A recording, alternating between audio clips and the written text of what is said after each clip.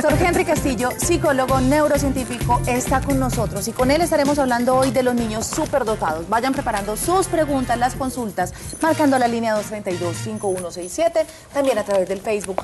Nos encuentran como Las Tres Gracias o en el Twitter como @Las3Gracias_. Doctor Henry Castillo, bienvenido y cuéntenos qué se considera como un niño superdotado o de inteligencia superior. ¿Es lo mismo? Bueno, primero buenas tardes a todos, gracias por la oportunidad de poder llegar a los hogares de todo el mundo prácticamente ya a través de estos procesos educativos. La pregunta sobre qué es un niño superdotado, un niño talento excepcional, como se conoce más actualmente, es un niño que tiene una capacidad intelectual por encima del promedio. Digamos estadísticamente hablando, niños que tienen coeficientes intelectuales superiores a 130 puntos. ¿Cuánto? Cuando la inteligencia normal está alrededor de los 100 puntos. ¿Cómo se mide eso? Eso se mide a través de pruebas estandarizadas que saben manejar muy bien los psicólogos. Las pruebas más utilizadas en el mundo son las escalas Wechsler, que se debe acudir, digamos, a psicólogos entrenados en psicometría para que hagan una evaluación formal de esto y no se quede simplemente en un concepto, digamos, un poquito de que mi hijo es superdotado porque yo lo estoy viendo con el corazón y resulta que con el corazón nosotros solemos ver las cosas más bonitas. ¿A partir de qué edad se puede hacer un examen para saber si mi hijo es o no es superdotado? A partir de los 3 años y medio ya estamos en capacidad de poder detectar a un niño con capacidades cognitivas superiores. Ya el niño a partir de ese momento puede tomar una prueba estandarizada y eso nos puede a nosotros arrojar de forma objetiva el nivel de funcionamiento intelectual de un niño o una niña. Como decíamos, si usted mismo lo refuerza, para todos los padres, los hijos son los más inteligentes. Sí. Los que hacen las cosas más lindo, los que, María, como está de avispado. Pero, ¿cuáles son esas características que uno dice, de pronto póngale atención porque está por encima del promedio? Perfecto, son niños que empiezan a aprender a leer a los 3 años, muchas veces sin entrenamiento educativo formal. Son niños que muestran una velocidad de aprendizaje bastante rápida y son niños que tienen una memoria bien fuerte. También muestran interés por las cosas de la ciencia de forma más temprana y muchos de los juegos están asociados a ciertos acertijos mentales, a resolver situaciones, a saber qué y a querer conocer cosas. Pero uno de los datos más importantes es que estos niños suelen tener una capacidad verbal más rápida, de desarrollo más rápido y que son niños que aprenden a leer mucho más rápido sin necesidad de que se haya propuesto los padres enseñarles la lectoescritura de forma temprana. Este tema obviamente lo vamos a tratar en 2 partes, pero aquí lo voy a dejar con esta pregunta de Laura Sofía Correa en el Facebook. ¿Por qué existen tantos niños dotados en China? Ahorita.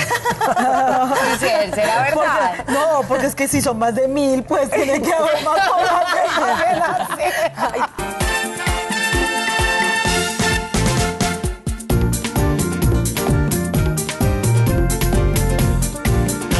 Acá, que nosotros vamos a seguir hablando. Agárrame pasito que estoy molida. Es verdad, pasito con la niña que está molida, pero vamos a seguir hablando de niños superdotados. ¿Será cómo detectarlos, cómo manejarlos? ¿Será que necesitan una educación especial a la que tienen los niños común y corriente, los niños de la media? Por eso estamos con Henry Castillo, que como siempre nos acompaña, y seguimos con el tema. Doctor. Yo me quedé con la duda de los chinos. ¿Verdad que hay muchos superdotados en chino? Hay muchos niños China. Exacto. Ley de compensación, no mentira. No. Pero vea usted, ¿sabe cuál es el país con el mayor número de doctorados del mundo? ¿Cuál? Y mire el contraste, pues, porque también es uno de los países que tiene mayor contraste social. La India. La India. Pero también es que es cuántas personas son, o sea, es que también la población yo creo que influye. Por supuesto, el tema de la China, pues básicamente hay países que le han aportado más a la educación. Actualmente se consideran 2 tipos de niños talento. Cuando digo niños es niños y niñas. 2 tipos de niños o niñas talento. El talento excepcional, que lo vamos a considerar el superdotado clásico, y lo que llamamos los talentos específicos. Los talentos superdotados son esos que yo decía ahorita, tienen capacidades intelectuales muy por encima del promedio, tienen coeficientes intelectuales superiores a 130 puntos, eso a través de pruebas que se aplican, pruebas psicométricas precisas que nos arrojan esos resultados. Pero también hay un tipo de talento que se llama el talento específico y la buena noticia del talento específico es que según Howard Gardner, que es un investigador de la Universidad de Harvard, todas las personas tienen un talento oculto. Es decir, todos los niños... Lo que pasa es que para unos es más difícil encontrarlo. Sí, todos los niños, todas las personas, ustedes, por ejemplo. Sí, yo sé, por eso todos, a mí me refería. Exacto, todos tenemos un talento oculto. Sería menester de la educación identificar cuál es el talento que tiene cada niño para proceder en consecuencia, es decir, para organizar digamos, un currículo educativo que pueda hacer surgir ese talento y que el niño pueda, digamos, hacer un proyecto de vida alrededor del talento que tiene. Yo acá tengo una pregunta y en cuanto a la institución educativa, porque llega y se hacen los exámenes, se descubre que tu hijo tiene de pronto ese tipo de habilidades y es una persona con un promedio superior intelectual. Y muchos de los papás pensamos, que encarte, yo ahora dónde lo pongo a estudiar, cómo hago para poder aprovechar esto que mi Dios le dio, que la naturaleza le dio. ¿Qué debe hacer un padre de un niño superdotado? Bueno, esa pregunta es muy interesante. Básicamente, ¿cómo atendemos nosotros los niños superdotados? Primero, hay veces con la institución educativa hacemos lo que se llaman programas de condensación curricular, y es hacer que los niños hagan en menos unidades de tiempo un grado escolar.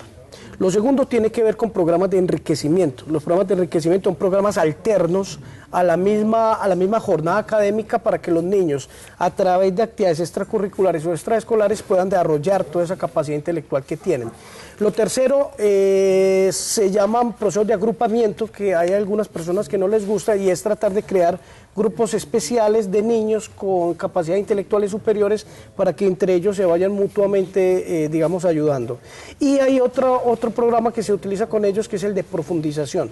En los programas de profundización lo que se trata es de que por fuera de las horas del colegio el niño logre mayores niveles de conocimiento sobre los temas que están tratando. ¿El colegio cuál debe hacer? El colegio debe hacer la condensación curricular, que es, digamos, en menores unidades de tiempo favorecer que el niño aprenda más rápido, y lo que se denomina aceleración, que es, digamos, pasar a un niño de un grado al siguiente. La aceleración es relativamente fácil de hacer en un año, hacer una aceleración de un año.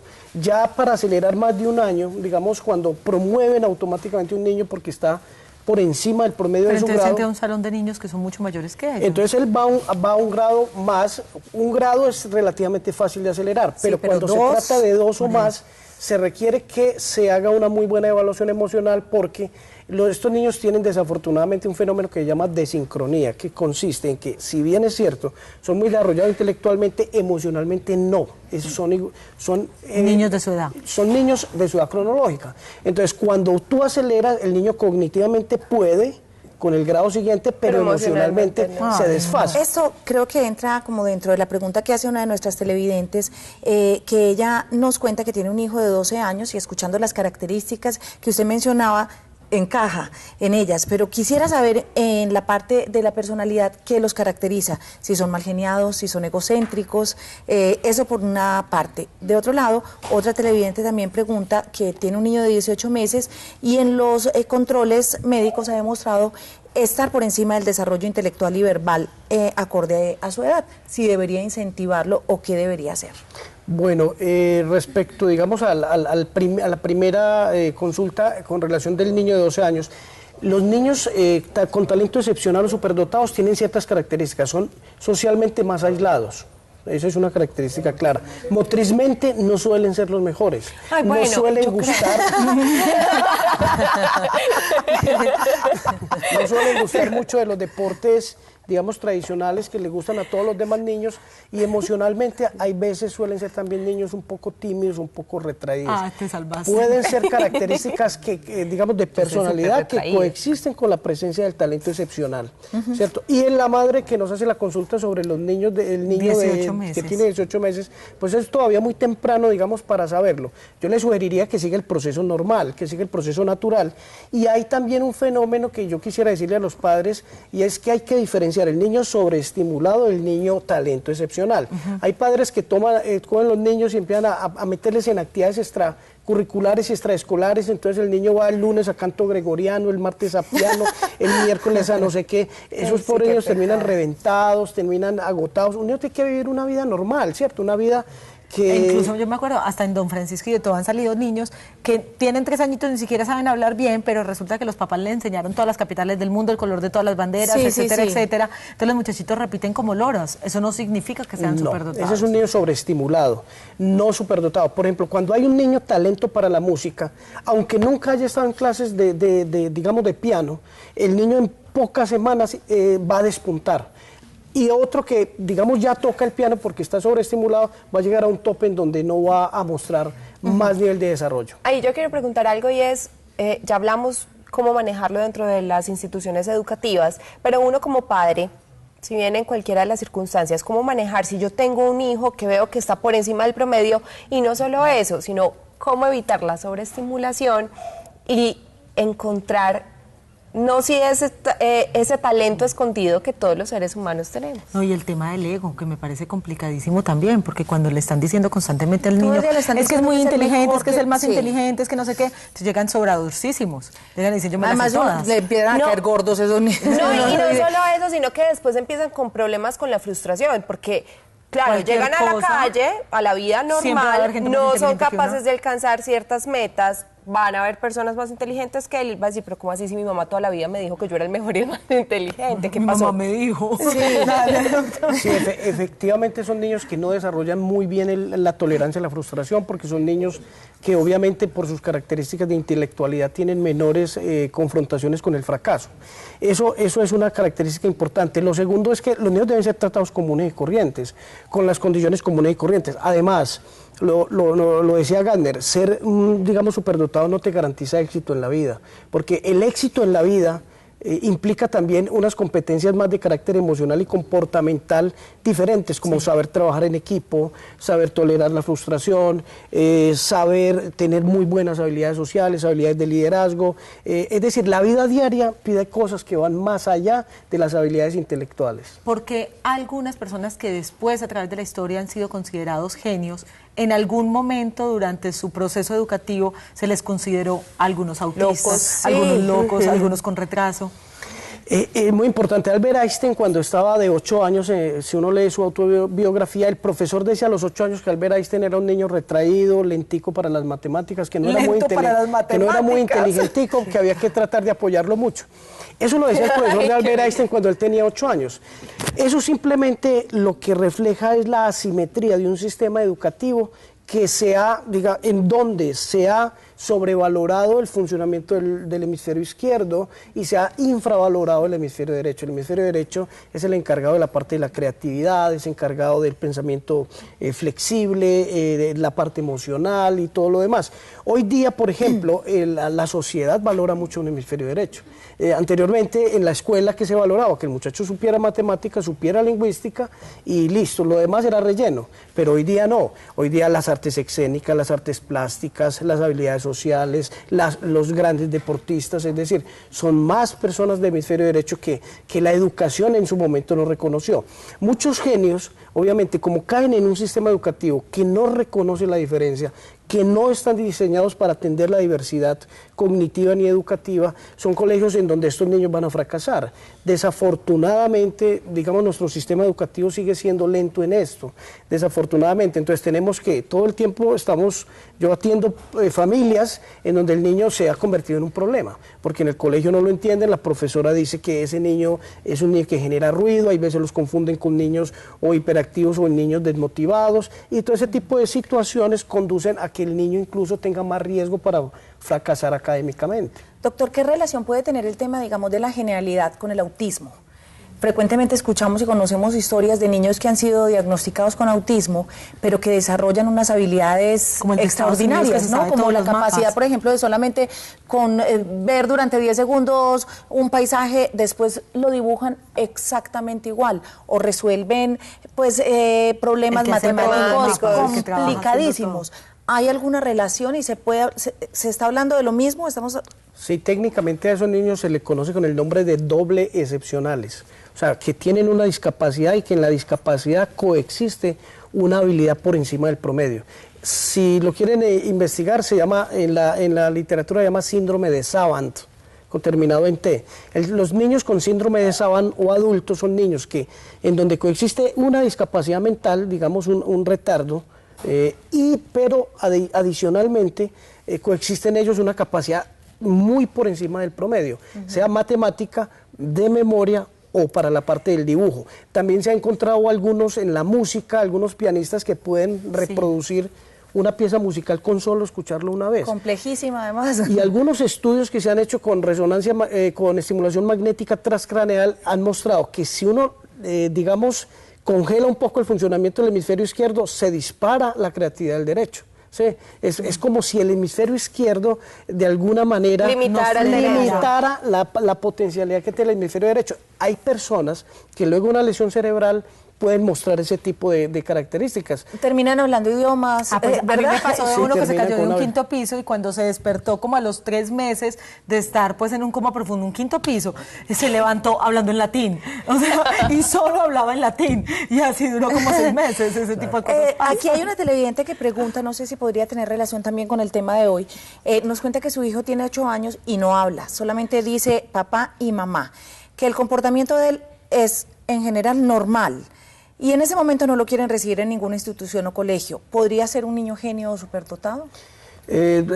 Sería un poquito difícil poderlo decir desde la distancia. Lo primero, si el niño no habla, pues hay que empezar a descartar un problema de desarrollo del lenguaje. O sea, eso hay que hacerlo ya, porque... O de desarrollo de la audición también. Y obviamente en ese sentido mirar que todos los sistemas sensoriales estén conservados, que el niño tenga una buena disposición del aparato fonoaudio articulatorio, es decir, que sensorial y motrizmente están dadas las condiciones y que cerebralmente tiene la potencialidad para el desarrollo del lenguaje.